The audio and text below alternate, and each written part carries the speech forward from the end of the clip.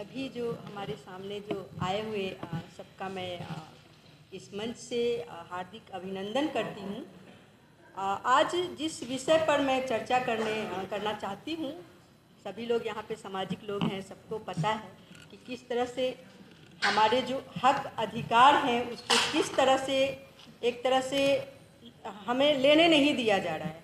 आरक्षण के बावजूद भी बहुत सारी चीज़ों में केंद्र प्रकार अभी किरमानी सर ने भी जिस तरह से प्राइवेट सेक्टर की बात की, आपको हम लोगों को भी पता है कि 1991 जब ग्लोबलाइजेशन के दौर के बाद ही जो ग्रुप सी डी की जो भी नौकरियां थी वो सारे के सारे एक तरह से प्राइवेटाइज हो गई, और उस प्राइवेटाइज में किस तरह से हमारे हकों की हक अधिकार की किस तरह से हकमारी हो रही है। यही नहीं, जो भी हमारे मुद्दे हैं, इन सब मुद्दों पे जो हम ठेकेदारी में रिजर्वेशन हो या फिर अभी जिस मुद्दे पे मुझे अभी अपने WTP की ओर से मैं रिप्रेजेंट करना चाहती हूँ कि जो उच्च न्यायपालिका है, यानी कि हाई कोर्ट एवं सुप्रीम कोर्ट में भी रिजर्वेशन का प्रावधान होना चाहिए। और उस कड़ी में मैं जिस विषय पे अभी ज़्यादा ध्यान देना चाहती हूँ वो है कॉलेजियम सिस्टम। आप सभी को पता होगा कि एक कॉलेजियम सिस्टम, बाबा साहब ने संविधान लिखा है और उन्होंने एक किताब लिखी। अभी मैं उधर से आ रही थी तो मैंने उनकी एक किताब देखी जो ऑटोबायोग्राफी उन्होंने लिखा है, वेटिंग फॉर ए वीज़ा। मुझे ये ध्यान ऐसा आया कि अगर बाबा साहब इस समय ऐसा होते तो उन्हें और एक चीज़ लिखना होता कि वेटिंग फॉर कॉलेजियम।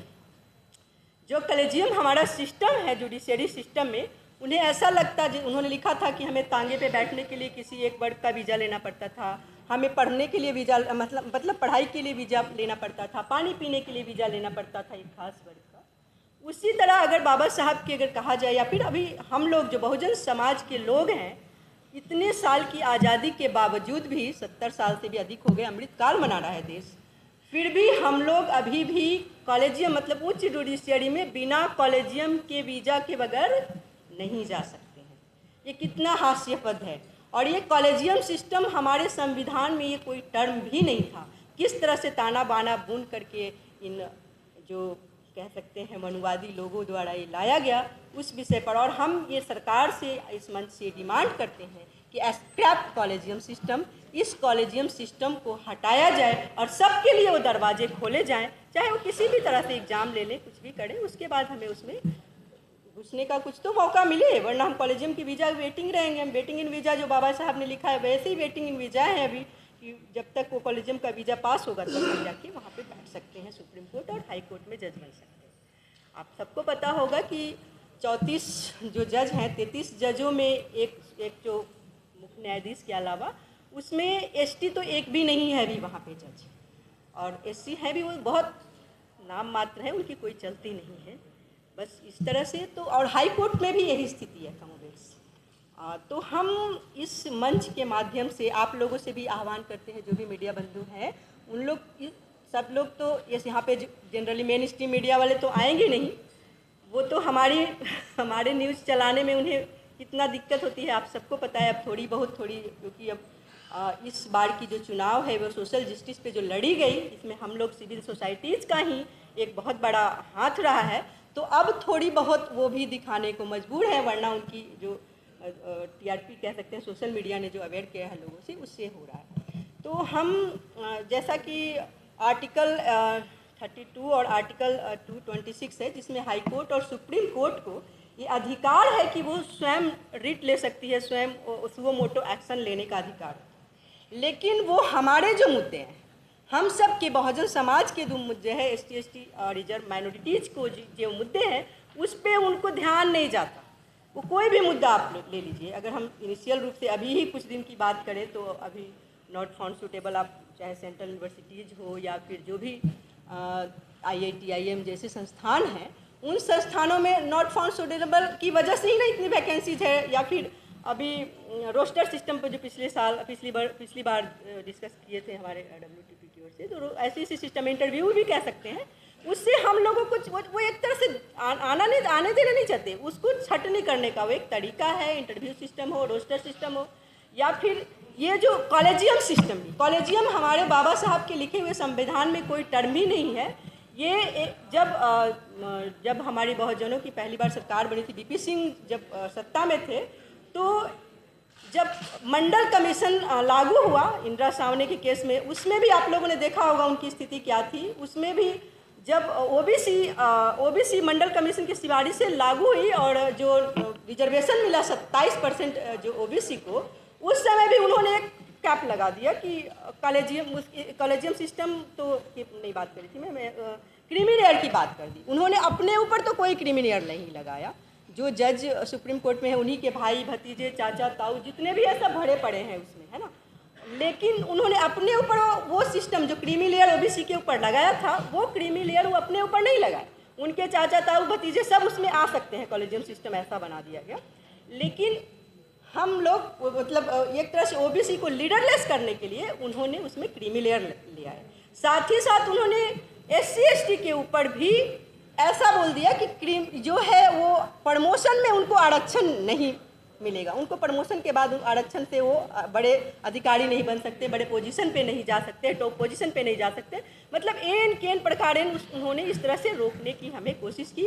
तो हम इस मंच से माध्यम से आज ये डिमांड करते हैं कि कॉलेजियम सिस्टम हटाया जाए। आप बहुत बड़ी बात करते हैं कि हम यूएस की बात करते हैं, बहुत डेवलप करते हैं। अभी सर ने भी उदाहरण दिया वहाँ के अफर्मेटिव एक्शन का कि वहाँ पे अफर्मेटिव एक्शन के तहत प्राइवेट सेक्टर हो या दूसरी भी सेक्टर्स हो, वहाँ पे जो 14% लोग थे मात्र, वहाँ पे 14% लोगों को वहाँ पे अफर्मेटिव एक्शन किया, हमारे प्रेजेंटेशन दिया। हमारा देश, और वहाँ तो कैपिटलिज्म है, हमारे देश में डेमोक्रेसी है, यहाँ पे हमें नहीं मिल सकता है। लेकिन वहाँ पे 14% लोगों ने लड़के लिया। अभी भी हमें लड़ना ही पड़ेगा, ऐसे नहीं मिलेगा, ऐसे तो देने वाले नहीं है। तो हम आज इस विषय पे चर्चा करेंगे, यहाँ तक कि जिन लोगों ने ये उन्हीं लोगों का एक तरह से मोनोपोली बनाया गया है कि जिसके बारे में जो भारत शासन अधिनियम जो 1919 में लाया गया था अंग्रेजों के शासन काल में, वो जेम्स फोर्ड द्वारा उन्होंने उनके बारे में एक वक्तव्य बोला था कि एक खास जाति के बारे में कि इनके अंदर न्यायिक चरित्र नहीं होता है। और उन्हीं लोग पूरी तरह से उस जो सिस्टम में यानी कि सुप्रीम कोर्ट और हाई कोर्ट में वही लोग, उनके भाई भतीजावाद लोग भरे पड़े हैं। तो हमें कहाँ से आने देंगे? अभी जैसा हमने उदाहरण दिया कि चाहे वो जब हमारे बहुजनों का मुद्दा हो, चाहे आपको पंचायत हो, न्यायपालिका हो, नगर पालिका हो, जैसे बिहार, उत्तर प्रदेश या छत्तीसगढ़ जैसे, उन लोगों को अगर आरक्षण देना होता है, ओबीसी की बात करूं अगर, तो कहते हैं जनगणना करा के ले आइए। लेकिन 72 घंटे में किसका पास हो गया था? जो उनका EWS था वो 72 घंटे में कहीं भी हमारे संविधान में इकोनॉमिकल वीकर सेक्शन को आरक्षण देने का कोई प्रावधान नहीं था। लेकिन उनको झटपट तुरंत 72 घंटे में उन्हें दे दिया गया, कोई डाटा भी नहीं मांगा गया। तो ये सारी चीज़ें जो हम लोगों के साथ बायस रूप से हो रही है, तो हमें भी न्यायपालिका में मिलना चाहिए। चाहे उसके लिए कोई बड़ी एग्जाम ले लें, बड़ी परीक्षा ले लें, किसी भी तरह से तो हमें दें इंट्री। और वहाँ जो सैलरी मिलती है वो कहाँ से मिलती है? वो सैलरी भी हम लोगों के टैक्स के पैसे से मिलती है ना। और ज़्यादा तो हम ही लोग टैक्स देते हैं। जब हमारी जनसंख्या ज़्यादा है तो टैक्स भी हम ही लोग ज़्यादा पे करते हैं।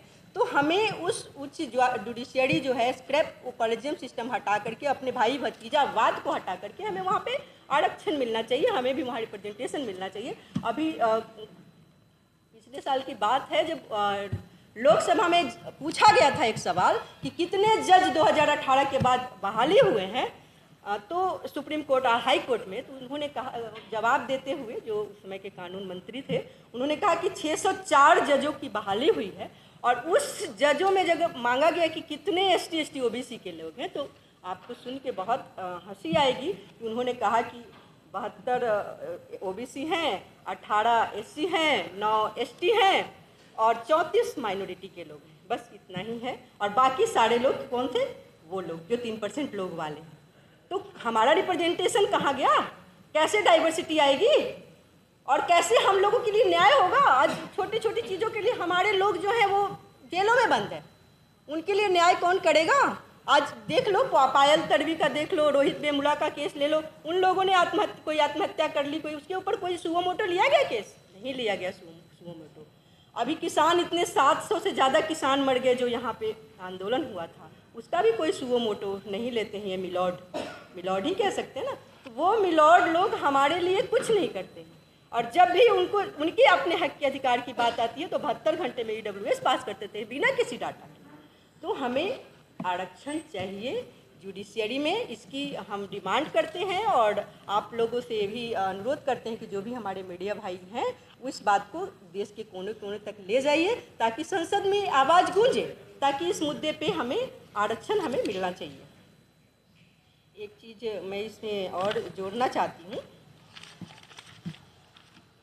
कि किस तरह से कॉलेजियम सिस्टम आया है ना। कॉलेजियम सिस्टम जब लाया गया था 1993 में, उससे पहले 1981 की बात है कि जो सुप्रीम कोर्ट के बार काउंसिल ही अपने ही बार काउंसिल से उन्होंने केस डलाई थी, तो लेकिन 1981 में ये खारिज हो गया था। ये भी हास्यास्पद है कि 1981 में उन्होंने इस चीज़ को कॉलेजियम सिस्टम को मना कर दिया था कि हम देश के क्या विदेशों में भी कहीं भी ऐसा सिस्टम नहीं है कि जजेज अपॉइंट जजेस, कि जज ही अपने जज को अपने ही अपॉइंट कर लेते हैं। कि इसके लिए एक प्रावधान है हमारे यहाँ कि जैसे राष्ट्रपति अनुमोदन किया, उसके बाद वो अपॉइंट होते, उसके बाद वो जो सिस्टम वहाँ गया और उन्होंने एक टर्म संविधान में था जिसका जिक्र है, जिसमें कंसल्टेशन था, जो परामर्श की बात कहता था। लेकिन उन कंसल्टेशन टर्म को इन 9 बेंचों के जज थे, जो मनुवादी लोग ही कह सकते हैं, उन लोगों ने उस टर्म को ही चेंज करके कॉन्करेंस बना दिया। कॉन्करेंस कि परामर्श नहीं लिखा है, बस भी आपस में बस खाली हम लोगों ने दिया वहाँ नाम और उसी अनुसार से उसको बस हमने कहा और वो उन्हीं को देना है। मतलब एक तरह से हमारे जो 124 जो हमारे संविधान का एक आर्टिकल है जिसके अंतर्गत ये राष्ट्रपति अनुमोदन करता है और उसके बाद वो बहाली करता है, उस शब्द को एकदम ख़त्म करके उन्होंने अपने आप को सुप्रीमेसी करके अपने आप को पहले वो 1993 जो 3 जजेज की लोग मतलब एक तरह से कॉलेजियम सिस्टम था, बस उसके अंतर ये हुआ कि 1998 में आकर के के.आर. नारायणन जी जिन्होंने अनुमोदन भेजा उनके थ्रू, जब अटल बिहारी वाजपेयी की सरकार थी 13 दिनों की, तो उस समय उन्होंने बस उसको थोड़ा सा किया कि वो 5 हो गया, 3 से बस 5 हुआ और वही 5 जज मिल करके हमारे देश का संविधान ही बदल दिया उन्होंने। पहली बार ऐसा हुआ कि 5 जज मिलकर ही अब हम मतलब एक तरह से वो एक कॉलेजियम सिस्टम है और उसी से सारे हाई कोर्ट हो, सुप्रीम कोर्ट हो, उसमें अपॉइंट होते हैं। हाई कोर्ट में थोड़ा सा कुछ एक परिवर्तन है कि वहाँ के भी जजों को भी लिया जाता है। तो ये हमारा ये इसी मुद्दे पे आज आप लोगों का ध्यान आकृष्ट कर रही हूँ कि इस मुद्दे पे आवाज़ उठे और हमें भी न्यायपालिका में हमें रिप्रेजेंटेशन मिले, कॉलेजियम सिस्टम को स्क्रैप किया जाए, उसको हटाया जाए।